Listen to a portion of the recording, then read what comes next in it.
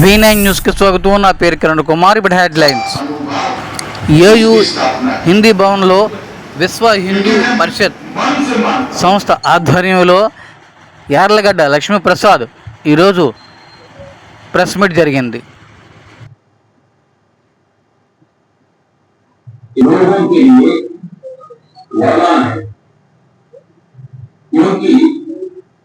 भाषाओं के मिलावट से ही राष्ट्रीय एकता को हम प्राप्त कर सकते हैं.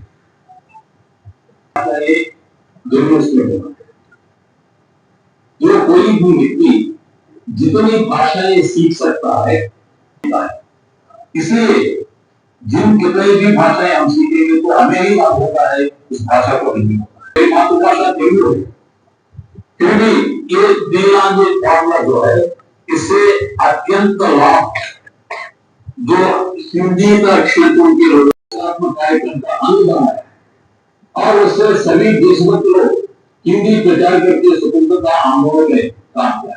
पवित्र कार्य है गांधी ने माना. इसलिए अब हिंदी को तोड़ने का विषय सब लोग कुछ लोग कहते हैं ये तोड़ने का विषय नहीं है. किसी भी पर कोई भी बात तोड़ते नहीं जाए. సామాజిక మాధ్యమాల్లో మనం చూస్తూ ఉన్నాం. అయితే మొత్తం మీద ఒక విధమైనటువంటి ఏ వాతావరణాన్ని తీసుకొచ్చారంటే హిందీ భాషని బలవంతంగా ఈ దేశం మీద రుద్దుతున్నారనేటువంటి ఒక విషయాన్ని ప్రచారంలో పెట్టారు.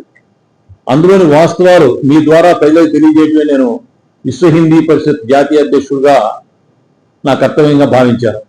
ఇందులో కంచెల రామకృష్ణ గారు, ఆయన మిషిగన్ స్టేట్ డెట్రాయిట్లో ఉంటారు. అదేవిధంగా బత్సర రవి గారు, ఆయన టెక్సాస్ స్టేట్లో డలాస్లో ఉంటారు. అక్కడ నిర్వహించేటువంటి హిందీ తెలుగు కార్యక్రమాల్లో వాడు ఇతోధికమైనటువంటి చేయూత అందిస్తూ ఉంటారు. అందుకని వారు కూడా ఈరోజు ఇక్కడ ఉన్నారు. ఇది ఈ భాషకు సంబంధించినటువంటి వివాదాల మీద మాట్లాడేటువంటి వాళ్ళు చాలా మంది నేషనల్ ఎడ్యుకేషన్ పాలసీ, ఇది 66 పేజీల డాక్యుమెంట్, దీన్ని వీళ్ళ పూర్తిగా చదివారు అని చెప్పని నేను అనుకోను. దానికి కారణం ఏమిటంటే హిందీని మా మీద బలవంతంగా రుద్దుతున్నారు అని చెప్పని వాళ్ళు ప్రచారం చేస్తూ వచ్చారు. అయితే ఈ ఎడ్యుకేషన్ పాలసీలో త్రిభాషా సూత్రానికి సంబంధించినటువంటి భారత ప్రభుత్వం చెప్పినటువంటి విషయం ఏమిటంటే ఇందులో 54వ పేజీలో 4వ పాయింట్లో 13వ పాయింట్ ఏమనుందంటే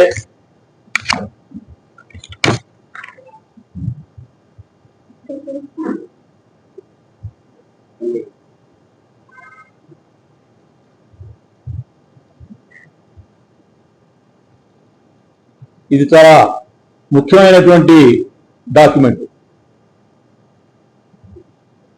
ఇందులో చాలా స్పష్టంగా చెప్పబడింది flexibility in the 3 language formula and no language will be imposed on any state.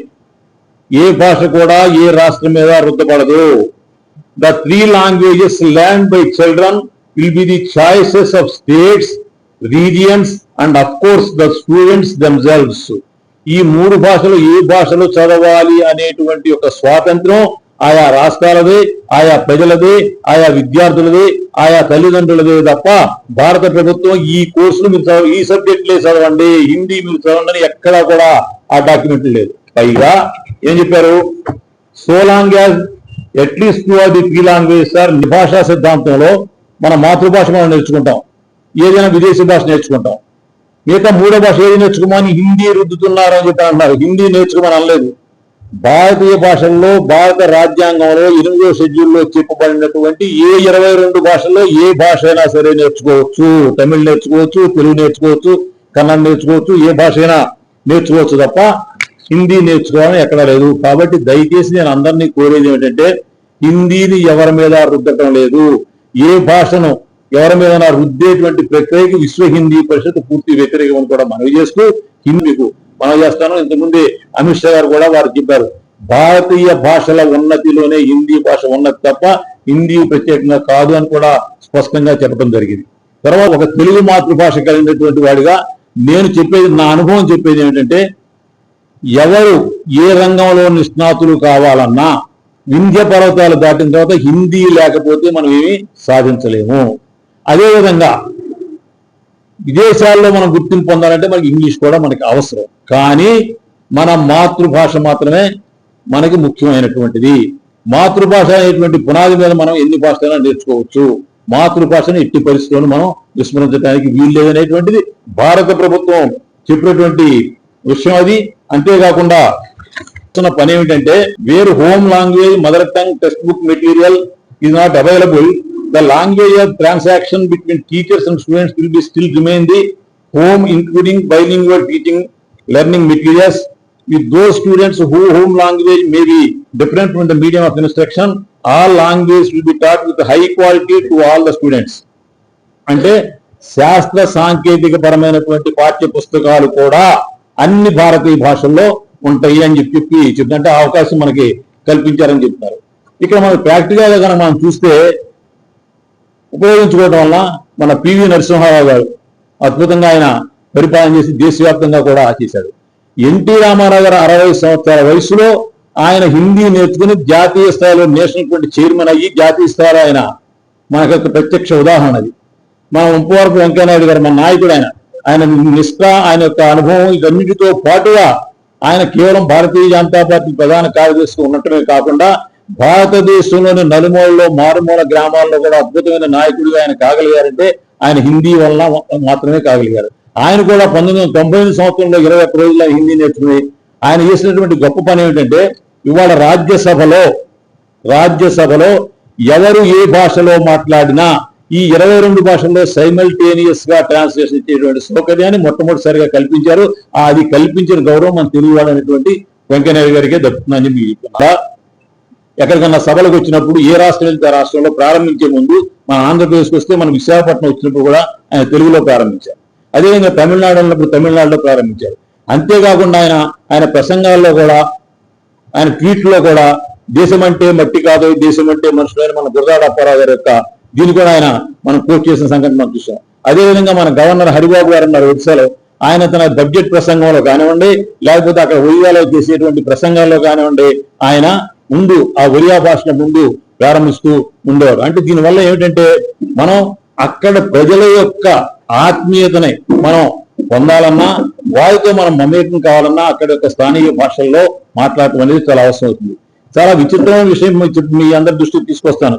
Rajinikanth గారు ప్రఖ్యాత కథానాయకుడు, ఆయన మాతృభాష తమిళ్ కాదు.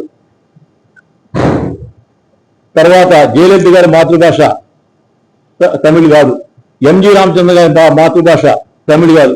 కానీ వారు అక్కడ ఎంత స్థానికంగా తమిళ ప్రాంతంలో ఎంత ప్రాచుర్యం పొందారో అదే మిగతా భారతీయ భాషలో కూడా వారి అనువాదాలు ఎలా ఉంది కూడా మనం చూస్తున్నాం.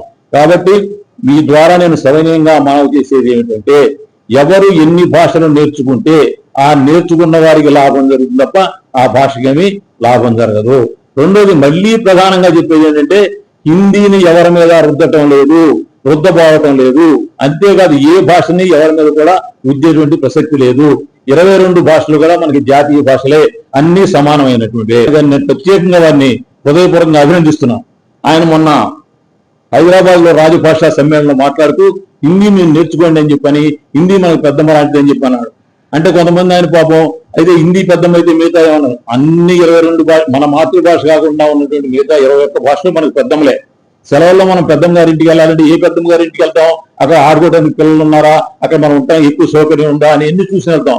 అట్లాగే ఈ 21 భాషల్లో ఇంకా ఏ భాష అయినా నేర్చుకోవాలి అంటే 3వ భాష కింద దేని వల్ల ఎక్కువ ప్రయోజనం ఉంటుంది, ఏ భాష నేర్చుకుంటే ఎక్కువ ప్రయోజనం ఉంటుంది? మనం తమిళ నేర్చుకుంటే తమిళనాడుకి పరిమితం అంతా కూడా మనం వెళ్ళగలుగుతాం. కాబట్టి మన అవసరాన్ని బట్టి మనం ఆ భాషను నేర్చుకోవచ్చు. ఎవరు ఎన్ని భాషలు నేర్చుకుంటే ఆ భాషకే ప్రయోజనం తప్ప మనకే ప్రయోజనం తప్ప ఆ భాషకే ప్రయోజనం కాదు. హిందీ ఎవరి మీద రుద్దటం అనేటువంటిది కేంద్ర ప్రభుత్వ విధానం కాదు.